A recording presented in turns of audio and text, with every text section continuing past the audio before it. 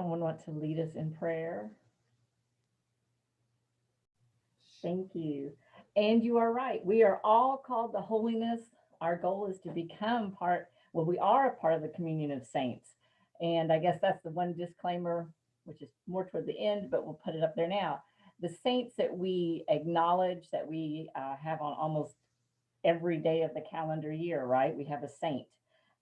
They have been selected not because they're better than us, but because they are examples for us to follow, right? I mean, who knows? One of you could die and I could take up your cause for canonization, or you could take up my cause because I'll probably die before y'all.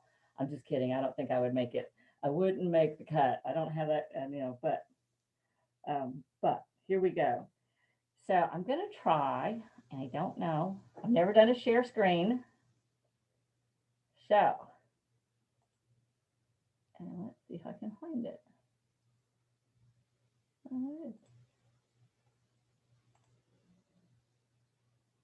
I don't know how to make it.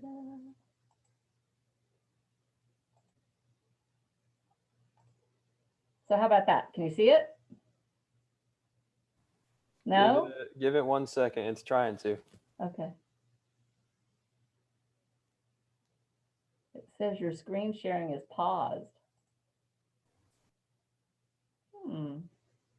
That's weird. Yeah. Normally it shows us for a couple seconds and then we'll see your screen, but we're just seeing it says you started sharing. Marissa, is it something on your end? Or who's host? It shouldn't be, but Sharon, why don't you go ahead and stop that screen share and try again? Okay.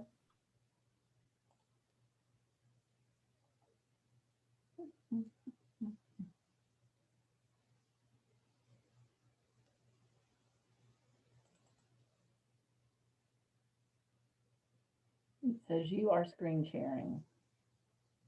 Yep, you're good. Okay. Cool. All right.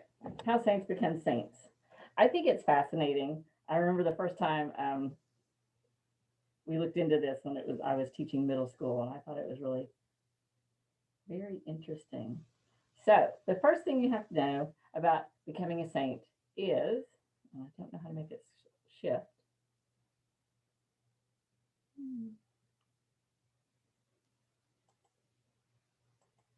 Is you have to be dead.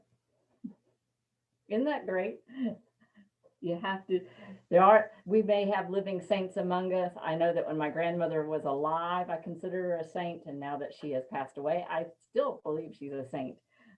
If she, but to become a saint within the Catholic Church, first you have to be dead.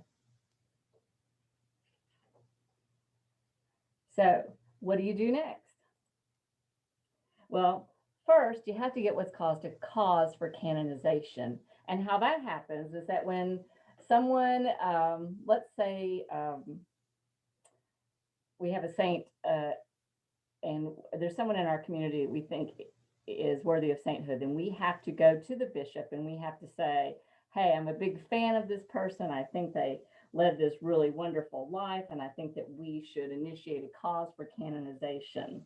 And so now this person, if the bishop accepts it, they get the title servant of God. And there's a lot that goes into it. They have to do all the biographies, all the research that goes into it. And then after all that's finished on the local level, the bishop can decide to send it to Rome. And when he sends it to Rome, he sends it to an actual office, which was called the Congregation for the Causes of Saints. Or, as I like to say, a group of people which are gathered to defend and or advocate for a person to become a saint. Say that 3 times fast. Okay. So they will kind of do the same thing. They will bring in historians and theologians, and they will be looking for what they call heroic sanctity. Did this person live out the theological virtues of faith, hope, and charity? Is their life worthy of imitation in regard to being Christ-like? And so when they become, this heroic sanctity is established, then we can call them venerable. which just means to honor. So far, so good. Now, the next thing we have to look for, now that we've established heroic sanctity, we get to the nitty gritty and we start looking for a miracle. And two are required. And so what we look for is we look for intercession. After the person has died, someone prays to them and a miracle occurs. Now, miracles are almost always medical, in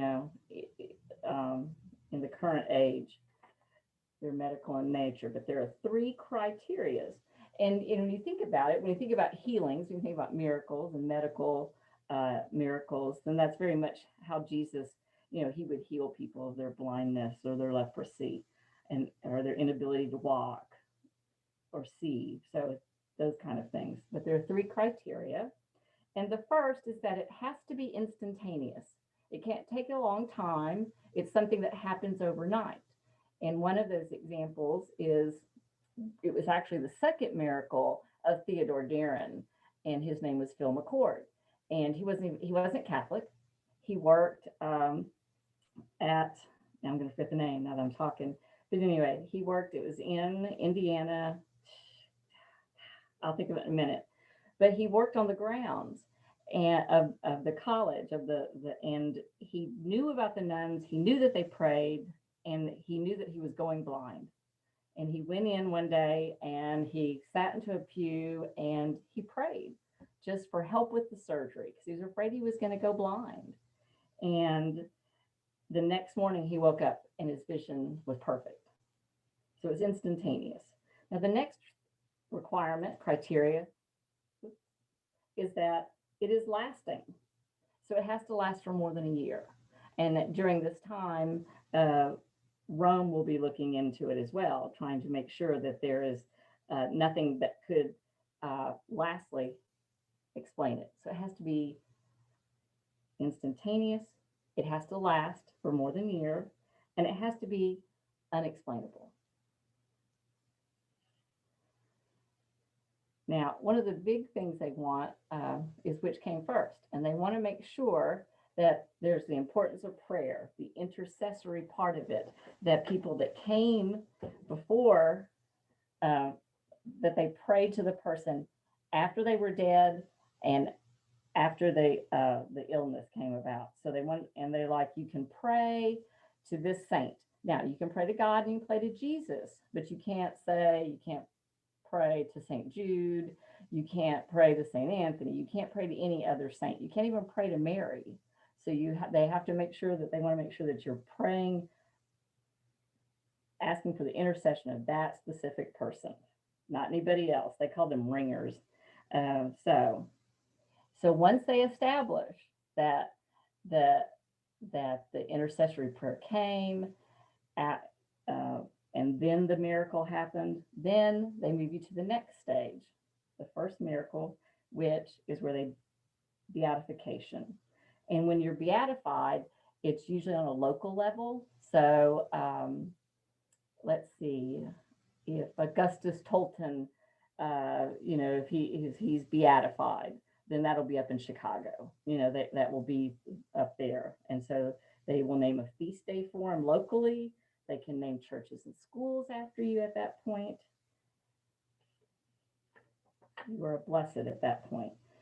So after the second miracle, first miracle, they would start looking for a second miracle. And it's the same process again. And once a second miracle is established, then you are declared a saint. And this, you get to go to Rome. That's where it happens. And it's St. Peter's, it's the Pope, and you are then recognized by the whole church, by the universal church. So before we go on to this, I wanted to go over a couple of things. There are exceptions. Can anyone think of an exception of the process for sainthood?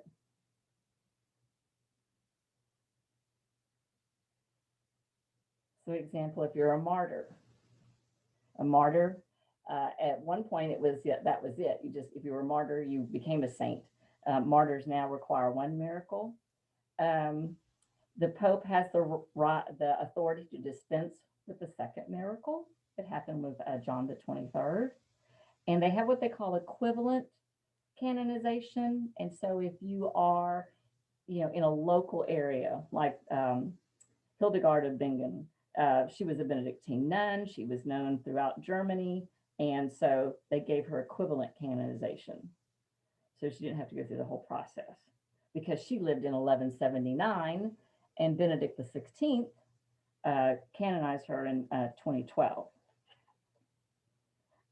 Again, the church doesn't make saints. She just merely recognizes them, that they are recognized as examples of what it means to live a life worthy of imitation.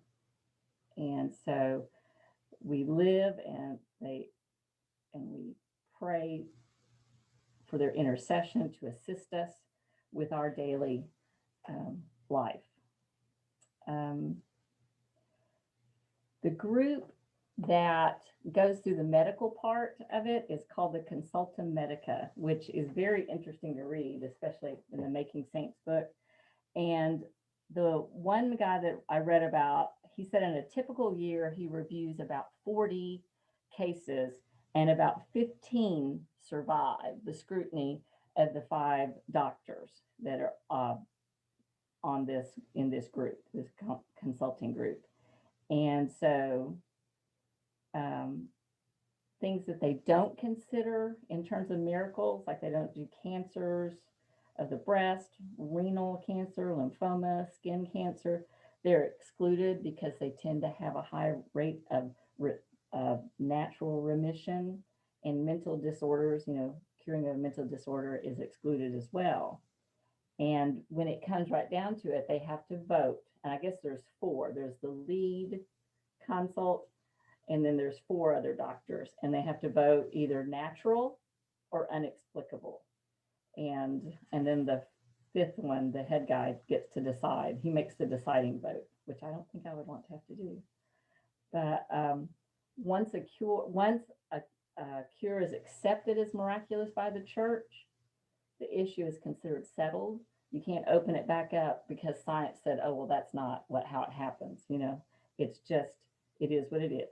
A cure accepted as miraculous by the church is a miracle. So you can't go back and change your mind. And another thing that you should know is there's no statute of limitations. And I was reading about, let me see if I can find it. And it's harder to do. Think about it. There may be saints that got 1 miracle, and that could have been back in the 1100s or the 1400s, and we don't pray to them anymore, right? Because they're not well known. So they're hanging out there with one. They're blessed, they're beatified, but they're not going to move to the next level of becoming a saint, which I thought was an interesting concept. Let's see if I can find it. 191.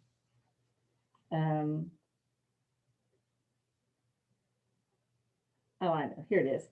So it says, for example, Innocent the 11th, who lived in the 1600s, he was a reformist pope and foe of France's monarch, King Louis XIV.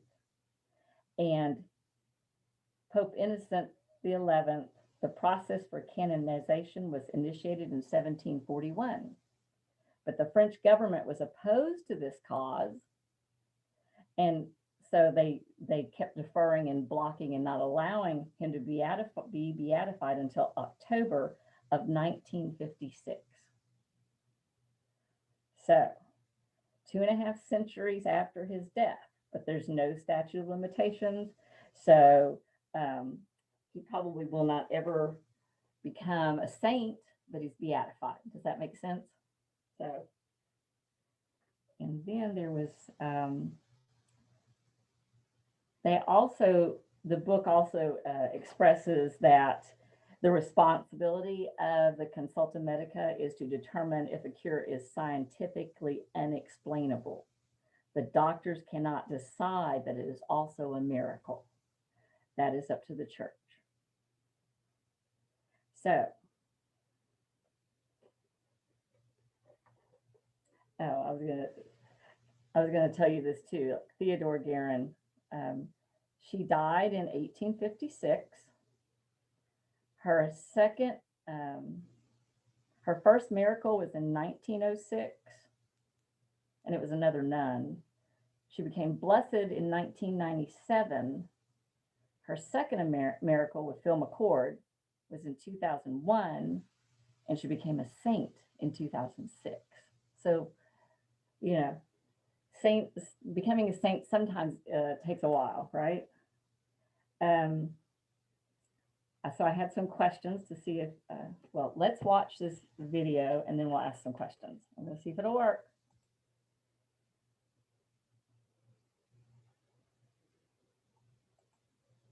Want a lawn that looks like this, but your lawn looks a little bit more like this, then you should click right here and check out True.